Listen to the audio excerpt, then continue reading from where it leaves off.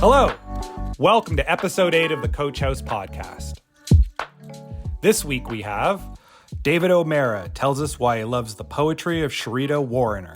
It's about those moments of inattention turning into attention, and that's sort of what reverie is.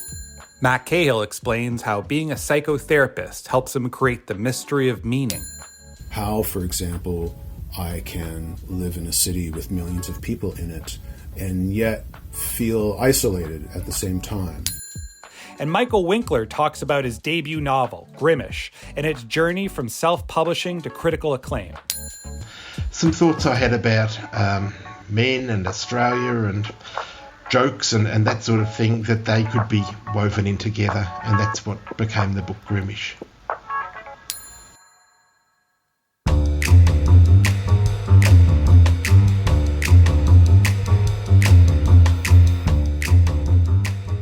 It's time for my favorite, Poetry Corner. This episode, we have David O'Meara reading from fellow Coach House poet Sheryda Warrener's latest collection, Test Piece.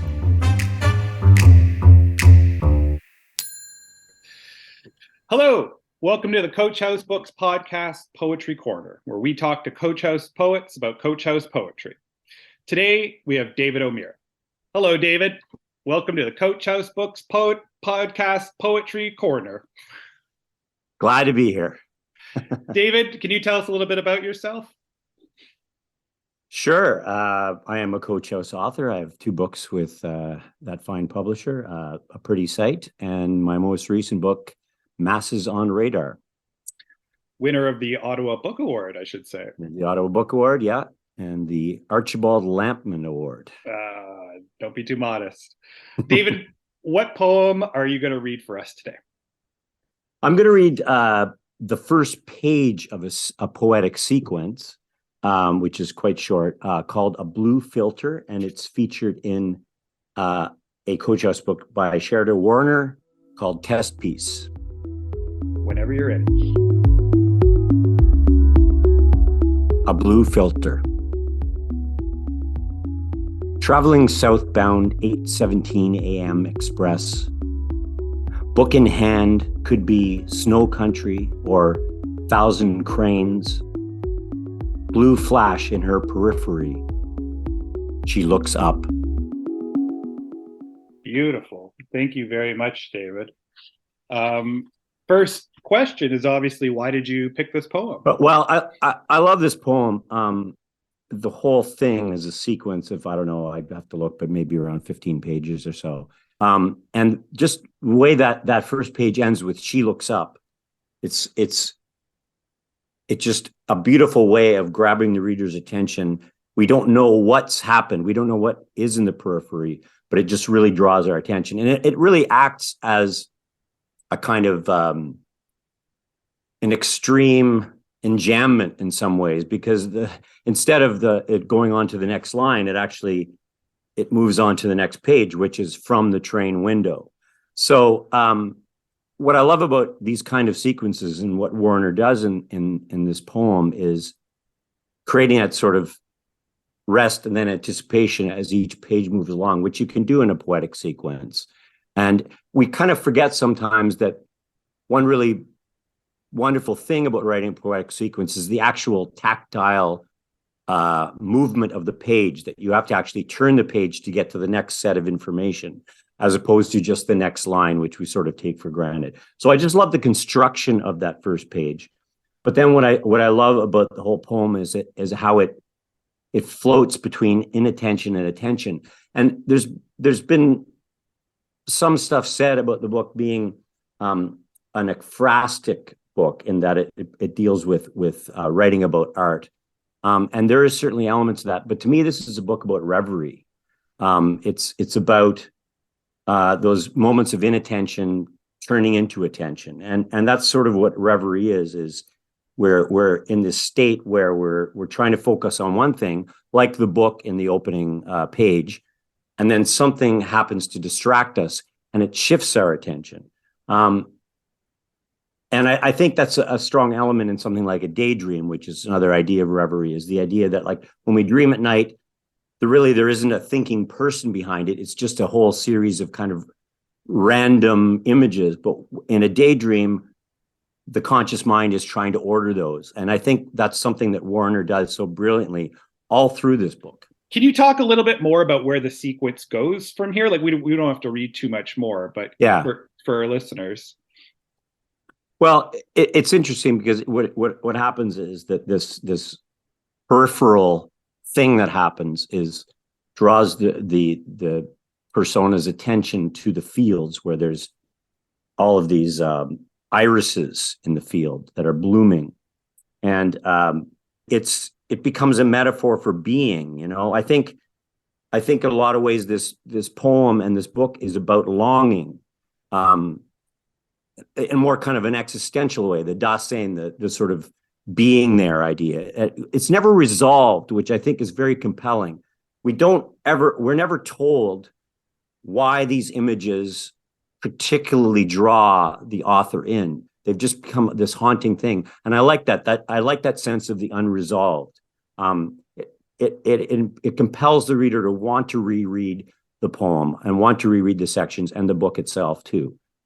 I was hoping, just to wrap us up here, you've spoken so much about reverie, both in this poem and throughout the book, and how that's what you really feel that test piece is about. Could you talk about the quality of reverie?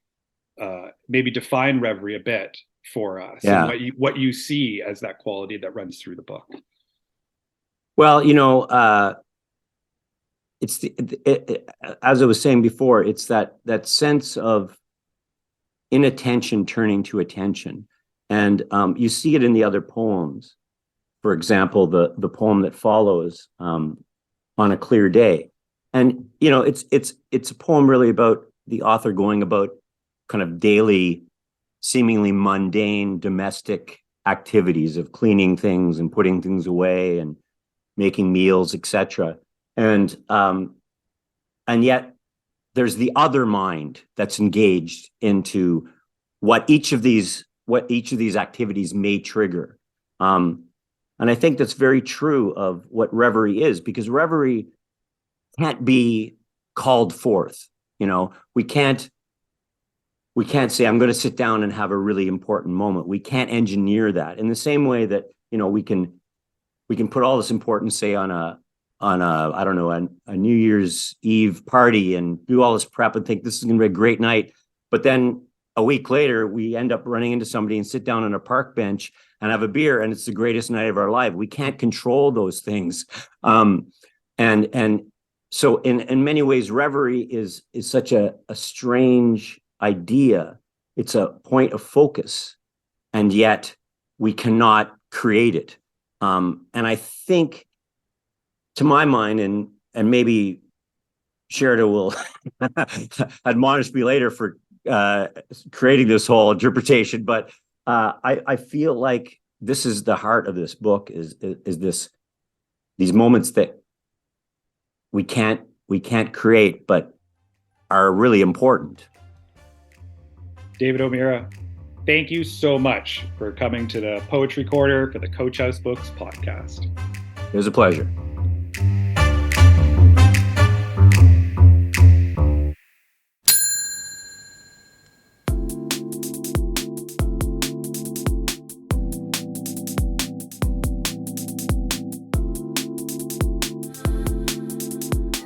Most writers have day jobs. Most people think this limits a writer's ability to create. But what if that's just not true? What if it helps?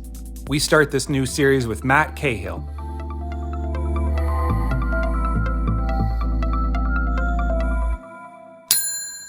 Hi, Matt. How are you doing?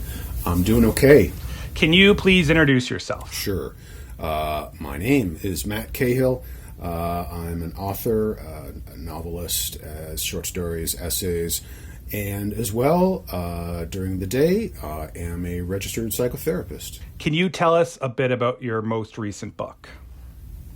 My most recent book is my second novel. It's called Radioland, and it is about two people trying to find meaning and meaningful connection in a Toronto boomtown that doesn't really particularly care for people while they are being circled by a serial killer. So it's nonfiction then. Yeah, it could very well be. Matt, you mentioned you're a therapist. Can you tell us a little bit about your job? What's it like? Your hours? Do you have an office? I do have an office. I have a private practice, which means that I qualify to work without the need for supervision, although sometimes I take part in peer supervision just to kind of, keep the knife sharp. My hours typically tend to be between 10 a.m. and 7 p.m., depending upon the day.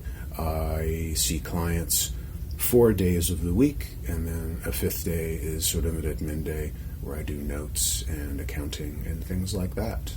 When do you find time to write amongst all this other stuff? Mainly on weekends. There are times when if I have I call it a donut. I'll typically have like clients in the morning and clients in the late afternoon, and then there's a space in the middle of the day.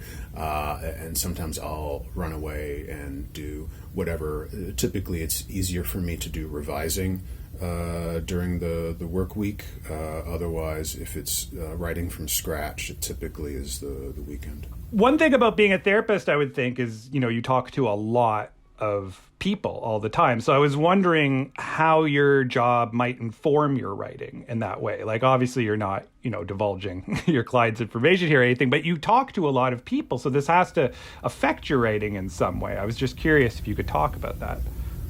Yeah. I think there is something about the connection that one makes in therapy, and the depth of what you are able to and gratefully have the ability to bear witness to, that you can't, I don't think it's possible to compartmentalize, so to speak. And you make a good point, and I caution anyone sort of speaking to any kind of therapist who also does writing. Like, of course, we don't divulge any of our client material in our works, but I think because we bear witness to so much depth within the human experience, that certainly goes towards informing our perspective, as well as our appreciation for what it's like to live in the world. Can you think of a specific example from your new book where something at your job sort of helped you in some ways, even changed your perspective on the plot or the what you were trying to accomplish? The book Radioland it explores the interiors of human behavior, which, I guess we could get into a chicken or egg conversation about whether I was attracted to becoming a therapist because of my innate interest in that, or whether that has caused that to develop more. But it's certainly a part of how I see things. Would you ever want to write a fiction about a therapist, for example? Or would you want to approach writing about therapy as nonfiction, as a writer, say, like Adam Phillips would? Yeah, that's a good reference. Adam Phillips is perhaps the more accessible, or to another degree, in a more mainstream way, Brene Brown. I have been tempted. As I've mentioned, my books are inevitably including therapists because that's just my general interest. I have been tempted to write nonfiction, perhaps not specifically about therapy, but I think something that is aimed towards men, because I feel that while there are some great books out there exploring, for example, toxic masculinity, I sometimes feel that they're ironically not geared towards men, that they're geared towards, I don't know, academia or something like that. And I think perhaps we are lacking a plain spoken and yet informed book that is written by and for men on such a topic. Matt, it seems like both fiction and a lot of writing in and around psychology are trying to find meaning in the world. Could you talk about that for a minute? Yeah, that is definitely on my wavelength, although I should caution that not all practitioners of psychotherapy are as interested in meaning as perhaps kind of finding sort of cognitive means to help people. My approach is psychodynamic, and so yes, meaning has a huge role. I think, I am certainly, as a writer in general and as a person, drawn towards human connection. And I reflect a lot on how, for example, I can live in a city with millions of people in it and yet feel isolated at the same time, right? And I think, whether you're living in the sticks or whether you're living in, downtown Vancouver, it can be difficult sometimes to know that there's someone out there who gets you, who understands you, or at least is attempting to do so. And I think if therapy has a magic quality, it is to be able to sit across from someone who remembers what we were talking about last time and is curious about how we're doing, and this kind of inherent feeling of being seen and heard and understood.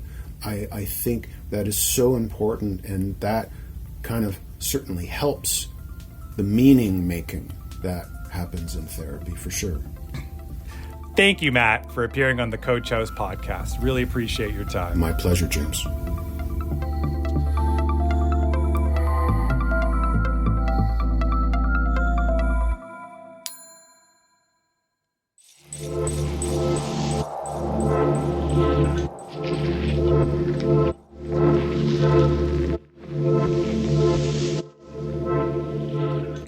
Australian writer Michael Winkler was forced to self-publish his debut novel, Grimmish, after it had been rejected by every publisher he approached. That is, until it was shortlisted for the Miles Franklin Award, Australia's major fiction prize. Now Coach House is honored to be publishing this expansive book about pain, violence, sports, a swearing goat, and the true life of Italian-American boxer Joe Grimm.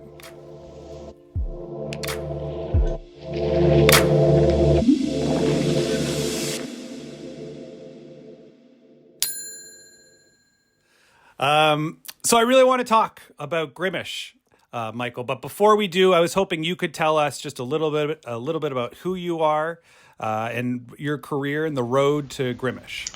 Yes, well, I'm a writer based in Melbourne in Australia, and I started my career as a journalist and then moved into corporate communications, and I worked a lot in sport originally, and then I spent, I suppose, 10 years working on topics connected to First Nations education, and written a number of books for commercial publishers, as well as always striving with my creative endeavours, and that's involved poetry and short stories and fiction, and it's been a hard road, but if it's culminated in Grimmish, then that's very rewarding.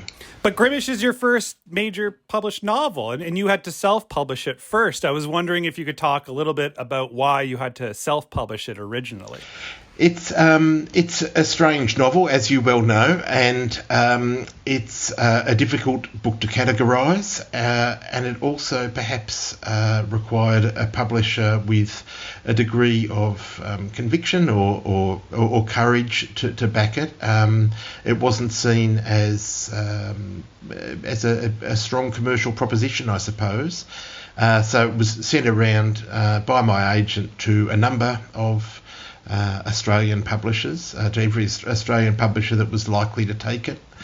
No one wanted it, and so I did reluctantly self-publish, and was fortunate enough to then sell out my print run, after which it was picked up by an Australian publisher, and And now, of course, I have the enormous thrill of it coming out through Coach House Books in the most gorgeous edition of a book I think I've ever seen. Grimmish, of course, is about a real man, a real person named Joe Grimm, who was an Italian-American boxer who visited Australia in the early 20th century. I was hoping you could tell us a bit more about Grimm. Like, that's a bit of a nutshell I just did there. But who was Joe Grimm? How did you discover him? And why did he become the central figure of your book? I first read about Joe Grimm when I was a kid. I read some little thing about him, and the very notable thing about him is that in the entire history of organised boxing, he's acknowledged as the man who had the greatest capacity to withstand physical abuse, and that intrigued me as a little kid, and continued to be something that was just lodged in the back of my mind. And it was as an adult that I realised that he'd come to Australia. And so initially I thought it would be a non-fiction project, but all the research I did didn't turn up enough material to sustain a non-fiction book. And so that's when I realised that some of the other stuff I'd been researching and thinking about, including pain and the literature of pain, and some thoughts I had about men and Australia and jokes and that sort of thing, that they could be woven in together, and that's what became the book Grimmish. I really wanted to have the chance to ask you about the Australian content to it. Like, obviously it's based in Australia. You're writing a lot about Australia. It takes place in different cities around Australia, as well as sort of the interior as well. But a lot of what makes this book Australian may go over the heads of North American readers. So I was wondering if you could comment, sort of, when you say you wanted to write about Australia, what is it about this book that you see that's about Australia, or the most Australian thing about it? The language would be the most Australian thing about it, I suppose. The way in which the characters speak, and perhaps the attitudes that are encoded within that language. I was thinking about this yesterday. Non-Indigenous settlement in Australia is comparatively very brief. And it seems that a lot of Australian writers are a little bit obsessed with this country that we call Australia, and what it is and why it is and how it's become the way it is. And even I wonder if it is rooted in this sort of sense of illegitimacy for European settlers here, or it seems that Australians have a lot of questions about their own place in the country and in the world.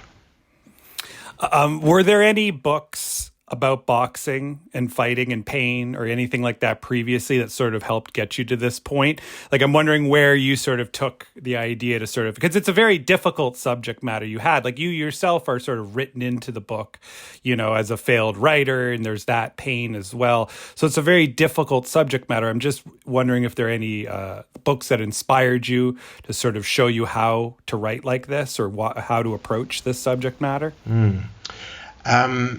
Two questions there, I suppose. Firstly, boxing has a greater literature than any other sport. It's an incredibly rich archive, and I grew up reading a lot of boxing writing. So I think all of that folds in.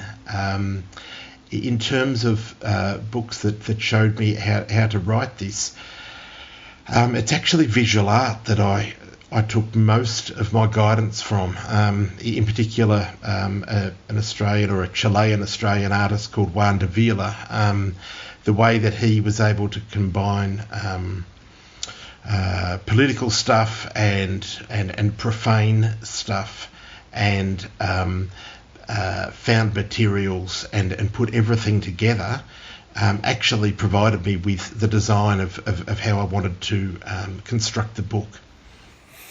You also have referred to your book as an exploded nonfiction novel, right? Am I getting that correct? You've got that right, yes. I was wondering how much research you actually did into this. Like, you obviously a lot about Joe Grimm, but is there anything else you did? I feel like there was so much of it that was clearly fictionalized. Like, for instance, there's a swearing goat, and Joe Grimm. But for example, Joe Grimm is constantly bathing himself in bovine urine. Is that accurate, or how much detail did you actually pull out that you got into the novel? Look, that's not specifically accurate to Joe Grimm. That's certainly accurate to boxers of that time. That was something that they did to toughen their skin. I took the research as far as I could take it, and then I made things up. You have astutely picked up that the talking goat wasn't real, but I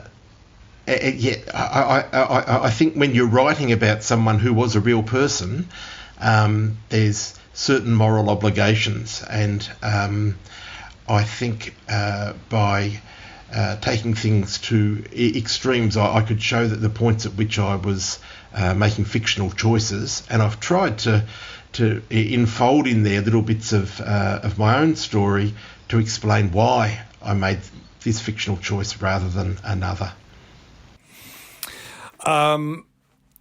Before we go, I wanted to ask you if there was anything you hoped North American audiences could take away from this book in particular. Well, I hope the book's entertaining. I hope people have a good time reading it. I hope that it's provocative.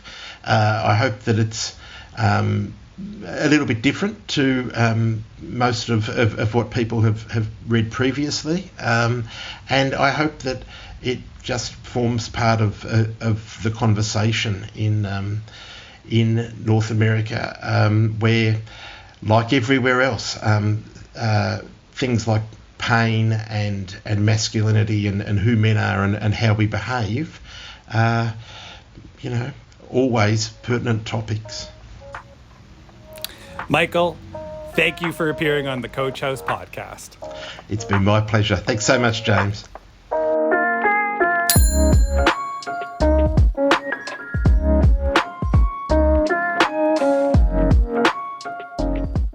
And that's our show. Thanks to everyone who appeared. Thank you to Andrew Kaufman, who is just the fucking best, and you really should buy his books because, man, they are just not selling that well. See you soon, everybody.